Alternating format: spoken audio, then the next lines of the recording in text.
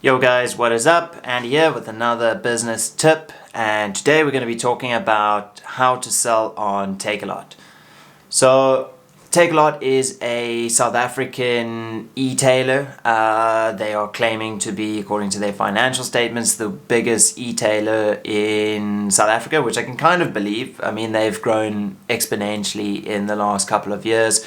Pretty much everyone I know shops on Takealot. It's sort of like the Amazon for South Africa.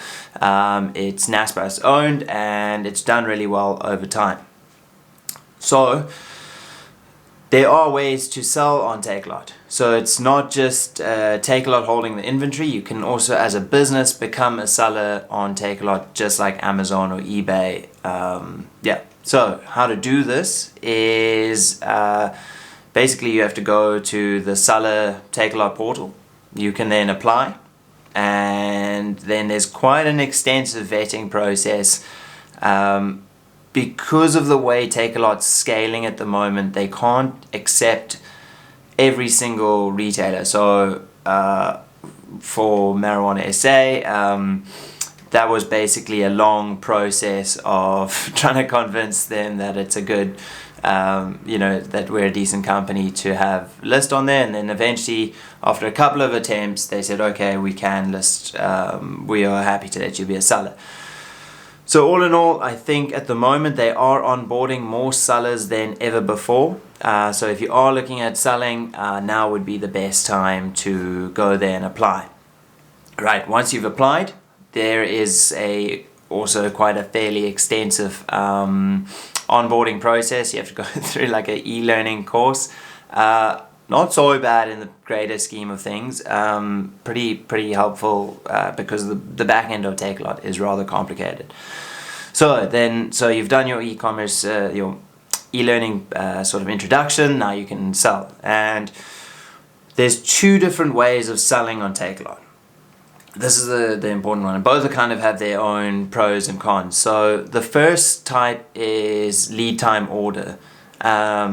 This is where it's maybe not the easiest way to start off, but it's less risky for a small business.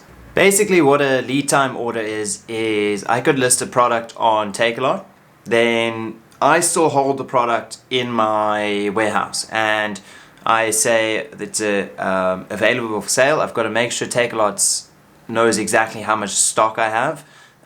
Also quite a big problem, but there are some workarounds.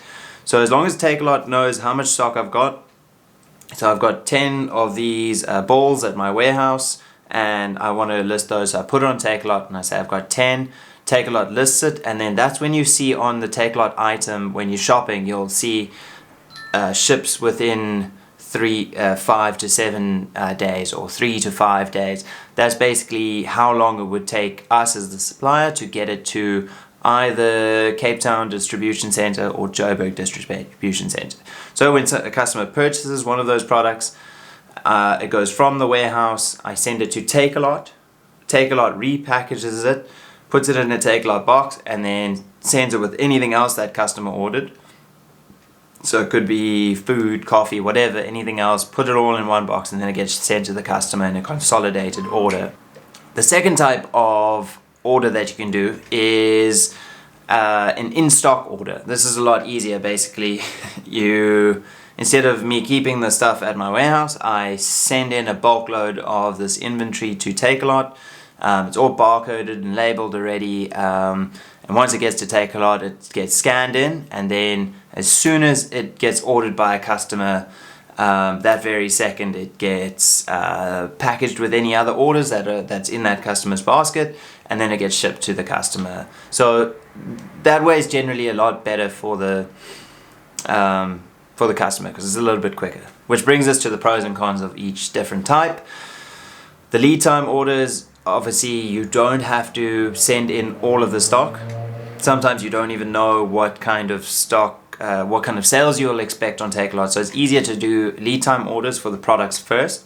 If you get enough sales, then you can send in some of those products. If you don't get sales on it as a lead time, you're probably going to get representative sales as an in-stock order. But there will always be more sales in stock than there will be lead time, just because it's quicker for the customer, and a lot of customers if they see 5 to 7 days, they probably will just go to the shops and get it, or walk in if they want it right there and then. So that's a benefit of lead time, is you don't need to send the stock in, because if you send in too much, you will be liable to pay fees, and the fees are calculated based on how fast that inventory line moves. So if it moves very quickly, chances are you won't pay that many fees, or that high of a fee.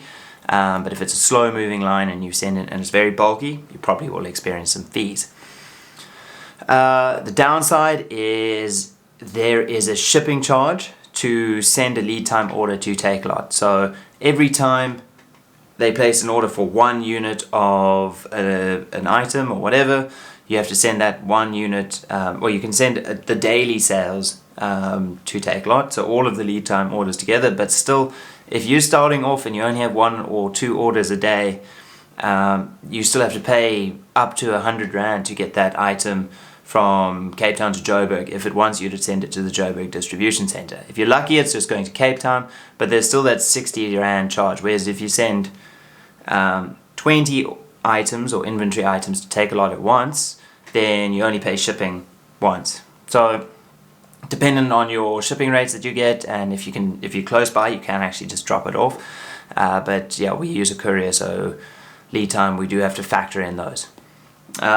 In stock, obviously the benefits are it's quick for the customer. Stock's not, we don't have to pay for any storage on our side. It's safe and secure at Takealot. I think they probably do have some sort of insurance, and they've got theft procedures, and basically you can see exactly how many stock items of each product you've got at any time. So it's a really cool system. So for us, how it's been going, we're a very new Takealot seller, so we're just getting to ropes with it. And during the whole COVID lockdown, the couriers were failing, and a lot of the business customers were suspended just so they could get back up on, get ahead of all of their orders. Now it seems like it's back to normal, so we are doing our lead time orders again, we're doing our in-stock orders again, and we found a way to get the inventory matching and all of that. But those will come up in future videos. I'll show you through the platform a little bit closer next week. So if you guys got any cool information from this, hope you enjoyed it, and make sure to like and subscribe, and check you guys next week.